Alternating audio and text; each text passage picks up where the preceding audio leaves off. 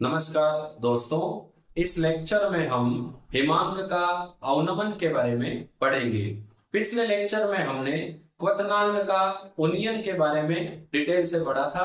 जिन candidate ने पिछला lecture नहीं देखा है, आप पिछला लेक्चर जरूर देखें, क्योंकि पिछला लेक्चर यदि आपके समझ में नहीं आया है या आपने नहीं देखा है तो ये लेक्चर आपके समझ में आना थोड़ा मुश्किल होगा। हम ले रहे हैं आज का टॉपिक हिमांक का अवनमन। अवनमन का मतलब होता है घटना या कमी होना। सबसे पहले हम बात करते हैं हिमांक, फ्रीजिंग पॉइंट। वह ताप जिस पर द्रव व वाष्प अवस्था साम्य में हो हिमांक कहलाता है, या वह ताप जिस पर द्रव व ठोस अवस्था का वाष्प दाब बराबर हो जाए हिमांक कहलाता है। डेफिनेशन में दोनों लिख देता हूं। वह ताप जिस पर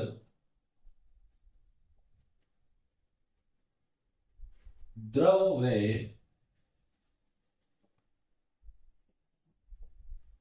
ठोस अवस्था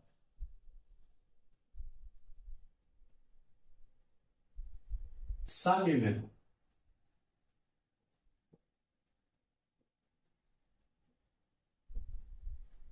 या इसका रिवर्स, वह ताप जिस पर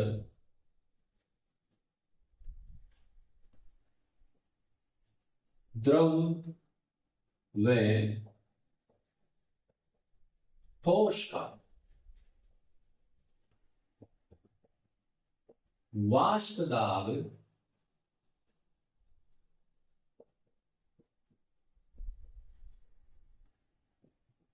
बराबर हो जाए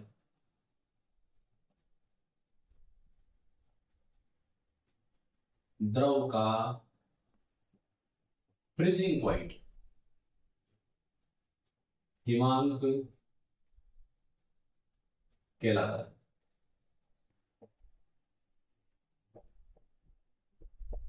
यहां पर जो क्वथनांक है उसका हम ठीक विपरीत कर रहे हैं। देखो हम कर क्या रहे हैं, बात कर रहे हैं जो हमने कल किया था।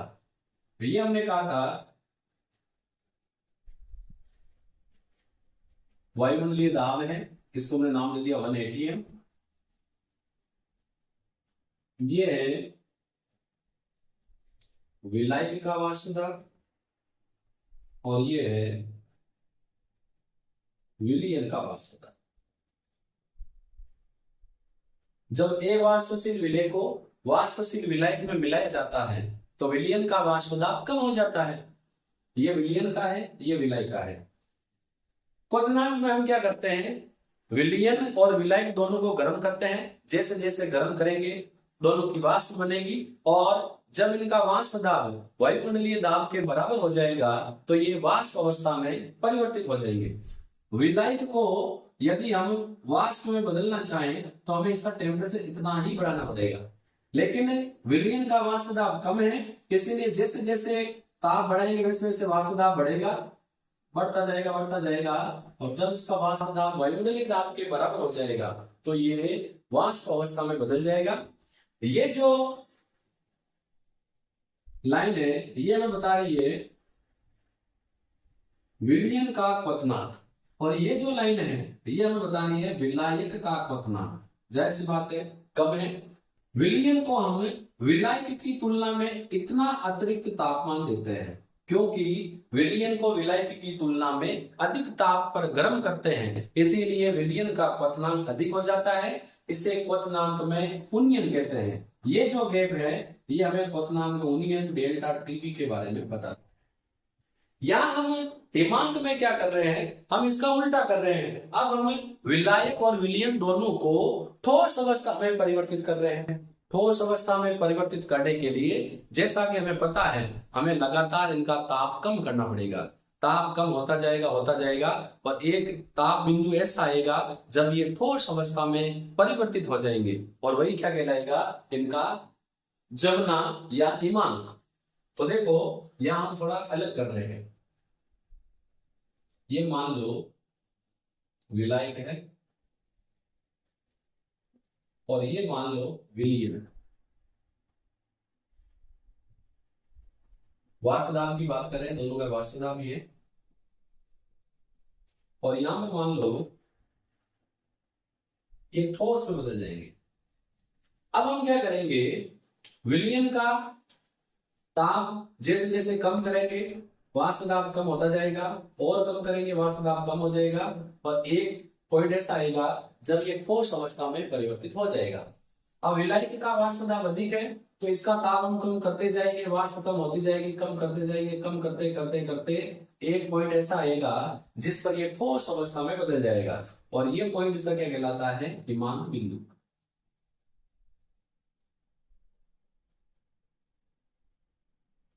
ये हिमांक बिंदु विलयन का है और ये क्या है, विलय का। अब क्योंकि जैसा कि इससे हमें पता चल रहा है कि विलयन का ताप कम करते ही ये ठोस अवस्था में परिवर्तित हो जाता है, जबकि विलायक का ताप हमें अधिक कम करना पड़ रहा है। अब क्योंकि विलायक का ताप अधिक कम करने पर यह ठोस अवस्था में बदलता है, इसीलिए विलायक का हिमांक अधिक है, जबकि विलयन का ताप विलायक की तुलना में थोड़ा सा घटाते ही यह ठोस अवस्था में परिवर्तित हो जाता है। अब क्योंकि हम विलयन का ताप थोड़ा सा घटाते हैं जिससे ये ठोस अवस्था में परिवर्तित हो जाता है, इसीलिए विलयन का हिमांक विलायक की तुलना में कम हो जाता है। इसे हिमांक में अवनमन कहते हैं। ये जो लाइन है ये हमें बताएगी विलायक का हिमांक टीएफ नोड, और ये जो लाइन है ये हमें बताएगी विलयन का क्वथनांक सॉरी हिमांक टीएफ, और इनके बीच का जो डिफरेंस है ये वाला, ये क्या हमें क्या बताएगा, इनके बीच का जो ये डिफरेंस है ये हमें बताएगा हिमांक में अवनमन डेल्टा टी एफ। अब हम आते हैं टॉपिक पर। जब हम अवाष्पशील विलय को वाष्पशील विलायक में मिलाते हैं तो विलयन का वाष्प दाब कम हो जाता है। परिणाम स्वरूप यदि हम विलयन और विलायक को ठोस अवस्था में परिवर्तित करना चाहें तो विलयन विलायक की तुलना में कम ताप पर जमता है, अर्थात विलयन का हिमांक कम हो जाता है। इसे ही हिमांक का अवनमन कहते हैं। इस लाइन को मैं यहां लिख देता हूं, अवाष्पशील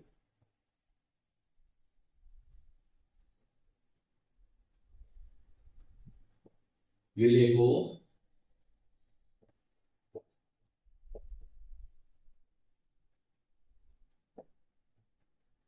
वाष्पशील विलायक में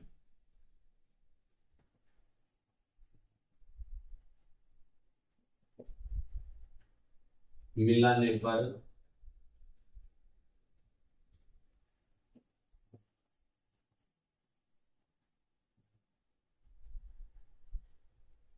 विलयन का वाष्प दाब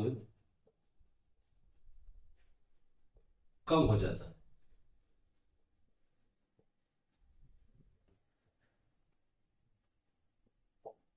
अब वाष्प दाब कम क्यों हो जाता है, क्योंकि जैसे ही हम अवाष्पशील विलय को वाष्पशील विलायक में मिलाते हैं तो सतह पर कुछ विलय के अणु भी आ जाते हैं। अब वाष्प में बदलने वाले अणुओं की संख्या कम हो जाती है, इसीलिए वाष्प दाब भी कम हो जाता है। वाष्प दाब कम हो जाता है, अतः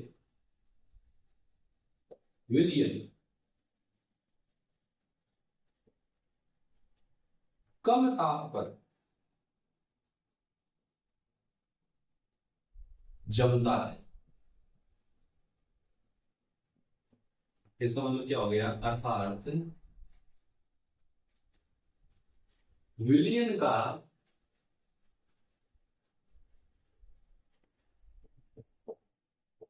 हिमांक फ्रीजिंग पॉइंट विलायक से क्वथनांक बढ़ रहा था, हिमांक घट रहा है, कम हो जाता है।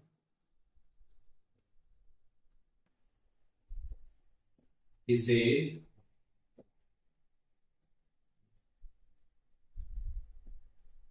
हिमांक का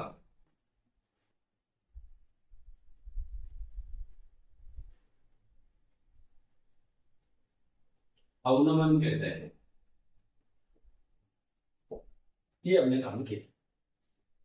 अब सपोज करो विलयन का हिमांक टीएफ है, विलायक का हिमांक टीएफ नोड है, तो हिमांक में अवनमन क्या होगा, हम उसकी बात कर रहे हैं। यदि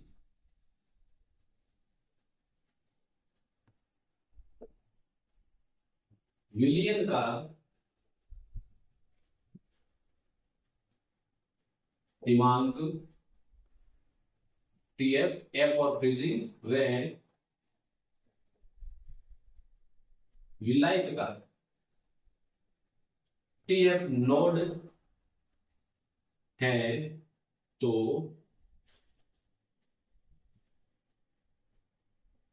हिमांक का अवनमन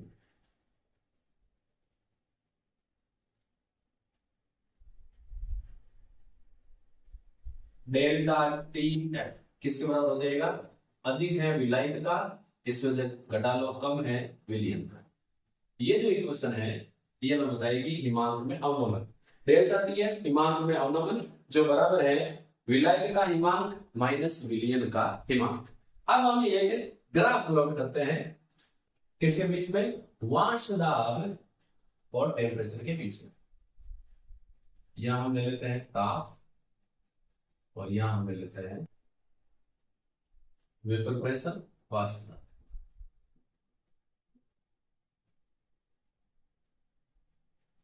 देखो ये सपोज करो वाष्प दाब किसका है, विलायक का, और ये सपोज करो वाष्प दाब किसका है, विलयन का। अब जैसे जैसे टेम्परेचर बढ़ाएंगे वैसे वैसे वाष्प दाब बढ़ेगा विलायक का, और विलयन का भी बढ़ेगा। अगर इसका उल्टा करें, जैसे जैसे ताप घटाएंगे वाष्प दाब घटता जाएगा घटता जाएगा, जैसे जैसे ताप घटाएंगे वाष्प दाब घटता जाएगा, क्योंकि हम इनको जमा रहे हैं। और एक कंडीशन ऐसी आएगी जब ये दोनों किसमें बदल जाएंगे, वाष्प अवस्था। इसको मैं भी अलग मार्कर से शुरू करूंगा।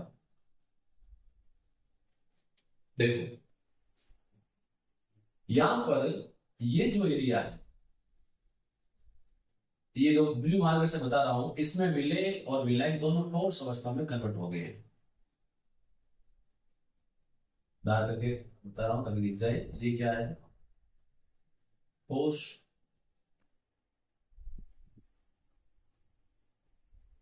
विलयन, और ये किसका है, विलयन का ग्राफ, और ये किसका है, विलायक। जैसे जैसे हमने टेम्परेचर कम किया वाष्प दाब कम होता गया, और एक टेम्परेचर ऐसा आया जिस पर दोनों वाष्प अवस्था में बदल गए, या सॉरी ठोस अवस्था में बदल गए। ये विलयन यहाँ ठोस में बदला और ये विलायक यहाँ ठोस में बदला। अब हम क्या करेंगे, जहां पर ये दोनों लाइनें कट कर रही है इसको नीचे वाले एक्सिस पर मिला देंगे, तो ये यहां पर, ये क्या है, ये देखो विलायक का है टी एफ नोट ज्यादा है, ये विलयन का है टी एफ। इनके बीच का जो ये डिफरेंस है ये हमें बताएगा हिमांक में अवनमन डेल्टा टी एफ। ये अपने ग्राफ है। जैसे जैसे वाष्प दाब कम किया, चाहे विलयन हो चाहे विलायक हो, जैसे जैसे हम ताप कम कर रहे हैं यानी टेम्परेचर डाउन कर रहे हैं, वैसे वैसे वाष्प दाब कम होता जा रहा है, कम होता जा रहा है। एक टेम्परेचर पॉइंट ऐसा आएगा जिसमें ये ठोस अवस्था में बदल जाएंगे, हमें मिल जाएगा ठोस विलयन। अब देखो बात करते हैं यहाँ पर, ग्राफ में तो कोई डाउट नहीं होना चाहिए मेरे हिसाब से। अब हिमांक में जो अवनमन है ये अनुसन के गुणधर्म है। तनु विलयनों के लिए हिमांक में अवनमन विलय की मोललता या मोलल सांद्रता के समानुपाती होता है। हिमांक में अवनमन और क्वथनांक उन्नयन में ज्यादा डिफरेंस नहीं है, थोड़ा सा डिफरेंस है। क्वथनांक के उन्नयन में हम उसको गर्म करके वाष्प में बदल रहे हैं, हिमांक के अवनमन में हम इसको टेम्परेचर कम करके ठोस अवस्था में बदल रहे हैं। तो मेंशन कर लेते हैं डेल्टा टी एफ यानी हिमांक में अवनमन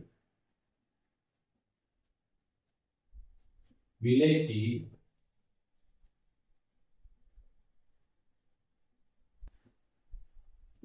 मोललता के समानुपाती होता है। क्यों, क्योंकि ये अनुश्लेषी गुणधर्म है।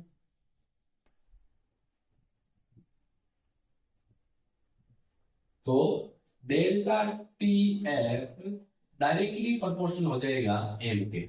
एम बदलता है, प्रोपोर्शनलिटी का मान घटाएंगे तो delta T F equal to K F into M. एक इक्वेशन ये आ गई। के एफ क्या है? के एफ है यहां पर मोलर या हिमांक अवनमन स्थिरांक। मोलर अवनमन स्थिरांक या हिमांक अवनमन स्थिरांक। इसका एक और नाम है अंग्रेजी में क्रायोस्कोपिक कांस्टेंट, तो हिंदी में हम इसको ऐसे भी लिख सकते हैं क्रायोस्कोपिक स्थिरांक। ये इसके नाम। एम क्या है? मोलरता। अब हमें पता है मोलरता क्या होती है? विलेय की मात्रा बटा विलेय का अनुभार इंटू विलेय का भार किलो में कन्वर्ट कर रहे हैं। तो delta T F equal to K F into विलेय की मात्रा डब्ल्यू ए अपॉन विलेय का अनुभार एम ए इंटू विलेय का भार डब्ल्यू बी। यदि ग्राम में है तो ऊपर किससे गुणा करेंगे? 1000 से। ये हमने एक क्वेश्चन हुआ। एम ए क्या है? देखो मैं यहां लिख देता हूं M A molar mass of solute, विलेय का आणविक द्रव्यमान अनुभार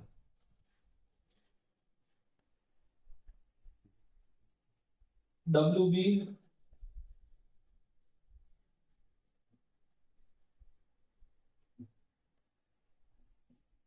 विलेय का भार डब्ल्यू ए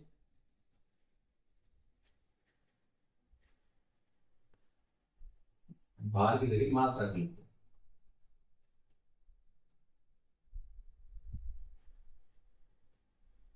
डब्ल्यू विलेय की मात्रा किसमें? ग्राम में, क्योंकि हमने ऊपर 1000 से गुणा किया है। तो इसकी सहायता से हम विलेय का आणविक द्रव्यमान, विलेय का मोलर द्रव्यमान या विलेय का अनुभार ज्ञात कर सकते हैं। अनुभार को, आणविक द्रव्यमान को या मोलर द्रव्यमान को सेम चीज है।